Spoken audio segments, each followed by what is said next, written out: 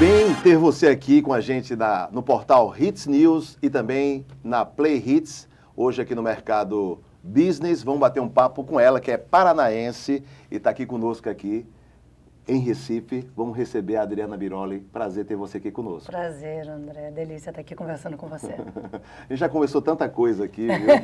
Eu queria que você falasse um pouquinho da sua carreira, Adriana, para quem está em casa agora, acompanhando a gente através das redes sociais. A gente deu um papo na rádio, a gente falou muita coisa e eu queria que você também passasse para o nosso público. Eu comecei muito cedo, né? Eu não comecei com o intuito de ser atriz. Eu nem lembro disso, mas a minha mãe me contou que foi eu que pedi para começar a fazer teatro quando eu tinha 8 anos de idade. Mas eu fiz teatro como eu fiz balé, jazz, enfim, todas as atividades extracurriculares, né? E só que o teatro fui ficando, até que quando eu vi, era o que eu mais fazia, onde eu mais gastava tempo, energia, era o que me dava animação de fazer as coisas, e aí eu percebi que era uma opção de uma profissão. Quando chegou a época do vestibular, todos os meus amigos estavam se preparando para isso, e eu meio que já tinha entendido o que eu queria para minha vida. Acabei fazendo faculdade de publicidade também, que me ajudou na parte de produção, principalmente, mas nunca parei com o teatro. Ficou muito claro para mim, quando eu tinha 14, 15 anos, que isso ia ser a minha vida. Nunca pensei que eu ia entrar para televisão também. Então, eu fazia teatro e achava que eu morava a vida inteira em Curitiba, fazia teatro, que aquela seria a minha vida. Até que me convidaram para fazer a oficina de atores da Globo, e aí a possibilidade da televisão ficou mais óbvia. Quando eu fiz a minha primeira novela, que foi Beleza Pura, foi uma participação que foi muito bacana, porque a autora me chamou para fazer uma personagem que era emo, ia durar uma semana na novela, mas a personagem super aconteceu, então ficou um mês na novela, que foi ótimo. E aí depois eu fiz o teste e entrei em Viver a Vida, e o resto o público já conhece, né? Mas foi assim, tudo, nada foi almejado e batalhado para aquilo acontecer, foi um caminho meio natural. Eu sei. E nessa sua trajetória, nesse início lá em Curitiba, sempre foi o teatro mesmo? Você nunca pensou em enveredar? Porque você podia estar fazendo teatro, estudando teatro, mas não, vou cantar. Não, eu vou ser artista plástico, vou pintar. Não, sempre foi teatro. Sempre foi o teatro. bichinho do teatro me picou, foi assim, não... Mas você tinha uma inspiração? Não. Não tinha uma atriz que eu olhasse e falava, quero ser como ela. É isso que eu digo, não tinha essa relação. Eu acho que o dia a dia mesmo, o ofício me encantava, fazer aquilo me encantava. E aí depois apresentar, mas ensaiar e produzir também. Eu acho que todo aquele movimento que eu fazia, que eu comecei a produzir com 13, muito cedo, né? Então, todo aquele movimento que eu fazia, aquilo me preenchia, eu me sentia muito potente fazendo. Eu acho que é mais para isso do que almejar coisas. Como, às vezes, falar, qual papel você sonha em fazer? Gente, eu não sonho em fazer papel nenhum. Eu não tenho nenhum sonho da minha profissão. Teu sonho é ganhar um Oscar, ou teu sonho é fazer Lady Macbeth. Enfim, eu não tenho esse lugar, sabe? Eu acho que eu tenho muita paixão pelo meu ofício mesmo. Eu gosto de fazer. A vantagem do teatro é a gente poder escolher o nosso discurso, né?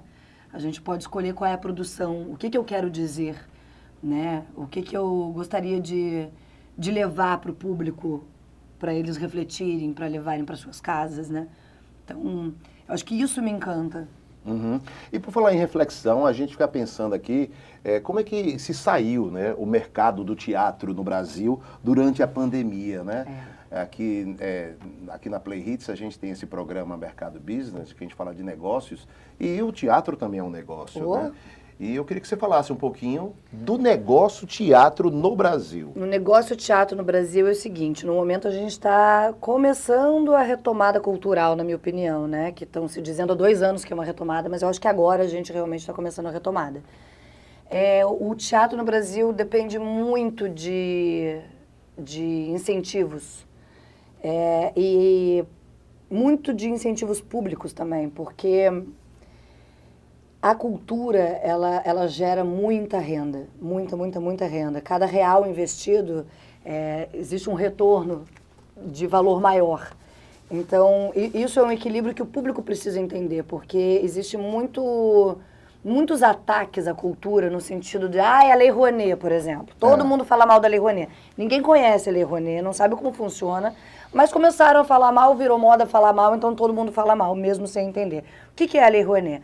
A Lei Rouanet prevê que você pegue uma pequena porcentagem de 4% do imposto devido para o governo, que ao invés de ser pago diretamente para o governo pensar o que fazer com isso, que já é da cultura. É importante que esse dinheiro nunca vai sair da educação, nunca vai sair da saúde, nunca vai sair da estrutura da cidade. Não é desse lugar. Ele sai da cultura mesmo, porque já existe uma pasta com um valor da cultura. Ao invés do governo decidir o que fazer com esse dinheiro, o empresário ou a pessoa física que resolveu usar esse valor do seu imposto vai escolher para quem que ele vai dar. É só isso a diferença. A diferença é que você tem o direito de escolher o que você quer incentivar, o que você gostaria de ver na cultura, né? Porque pode ser teatro, pode ser cinema, tem até para o esporte também, enfim. Então, isso é importante por quê? Porque eu fiz televisão, o público me conhece. Então, isso me ajuda muito as pessoas quererem ver minha peça e minha peça conseguir se sustentar sozinha. Eu não uso nenhuma lei de incentivo no meu projeto, né, que a gente está em cartaz agora, que é o não. Mas a grande parcela do teatro brasileiro não é conhecido, ninguém sabe, ninguém viu. Então, é muito difícil, porque as pessoas pensam que esse dinheiro é pro ator. Não, a gente tem camareiro, técnico de luz, técnico de som, tem, às vezes, técnico de canhão, a gente tem diretor de palco, a gente tem... É uma série de pessoas que trabalham por trás. E essas pessoas, durante a pandemia, fundamentalmente, não tinham mesmo como sobreviver. E a gente não está falando de pessoas aleatórias, a gente está falando de pai de família, de mãe de família, a gente está falando de pessoas que sustentam suas famílias através da arte. E durante a pandemia, essas pessoas todas ficaram desamparadas.